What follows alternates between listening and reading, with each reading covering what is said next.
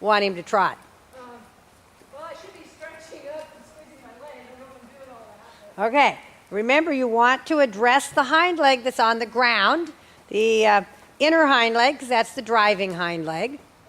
So if you are very consistent about these things, he will quickly understand. If you always stretch yourself against that leg on the ground before you ask for the trot, he'll become attentive to that and say, oh, she's going to ask me to trot. I better get ready for that. And gradually you'll have to be less and less assertive with your aids. Now, but here's what I'm not liking particularly about what I'm seeing is start this exercise from a trot. Okay, so get a nice forward trot, because what is happening if you're walking and you trot 3 steps and you walk, the horse is like, hey, I was walking. Yeah, I know. So now you're trotting, so you can change your posting diagonal and address that outside hind leg with your body weight by stepping in the stirrup and feel the rein and make a transition to the walk. Right to walk and then left, stretch to trot. Yeah, and stay in the trot for a little while. And when make sure the trot is nice and forward, and then prepare and do it again. Change your posting diagonal, get him to sit down on that hind leg, and then left to trot. You see the difference? Yes. Yeah, he looks very nice.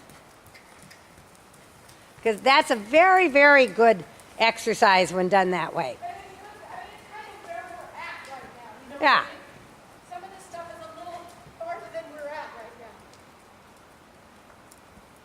now. And left to, good. That was very nice. Pet him. He really pushed with the hind leg. So you see, it makes sense to him.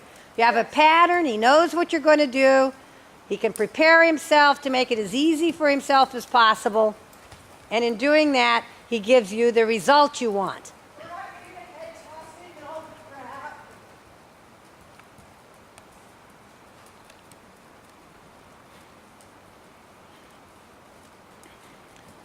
The upward transition is pretty good. The downward transition, he doesn't really step through like I'd like him to see. So try to ride him forward from your leg a little bit. Remember, the downward transition is a combination of driving and restraining aids. So you want that hind leg to keep stepping forward, but each time it hits the ground, you want him to sit down on it a little bit. That was a little better, I think. And then that prepares him for the trot better, too. Do it again on this long side if you can. Do what again? The downward transition. So forward stepping, better.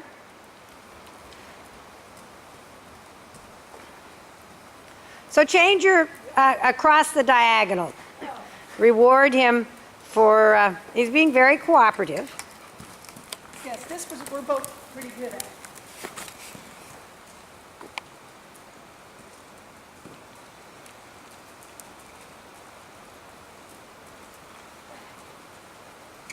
That was my bad, I grabbed. That was my fault. Sorry, buddy. That's pretty good. But then it's really just a matter of remembering to put the leg on. Yeah. It's not hard.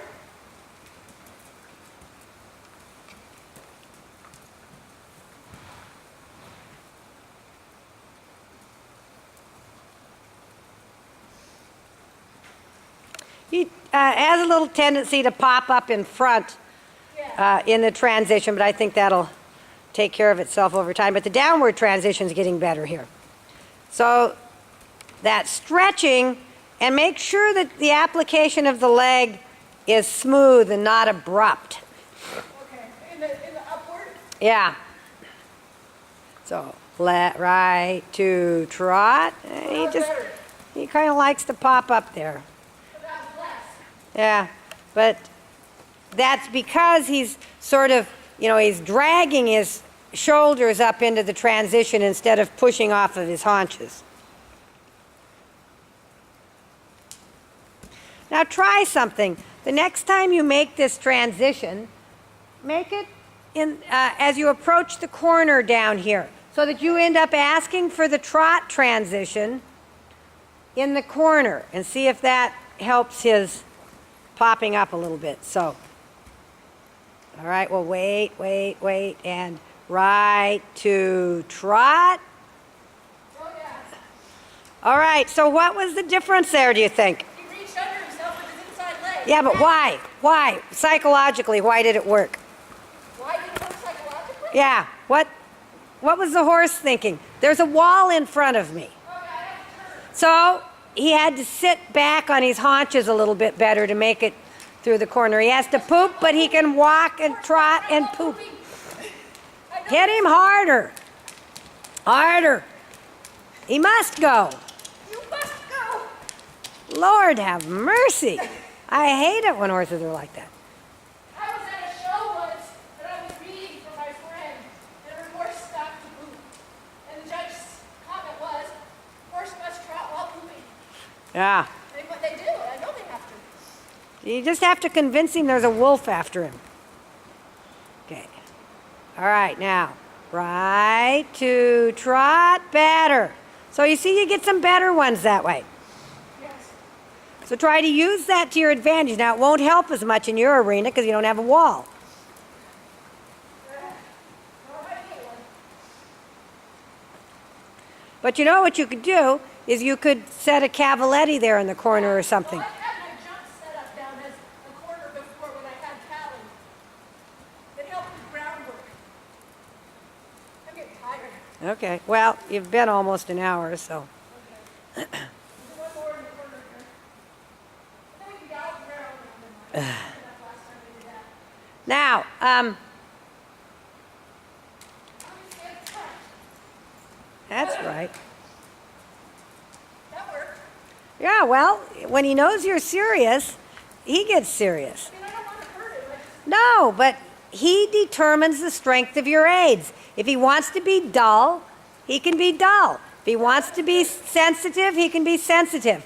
But by stopping to give the aid the moment he responds is how you make him sensitive.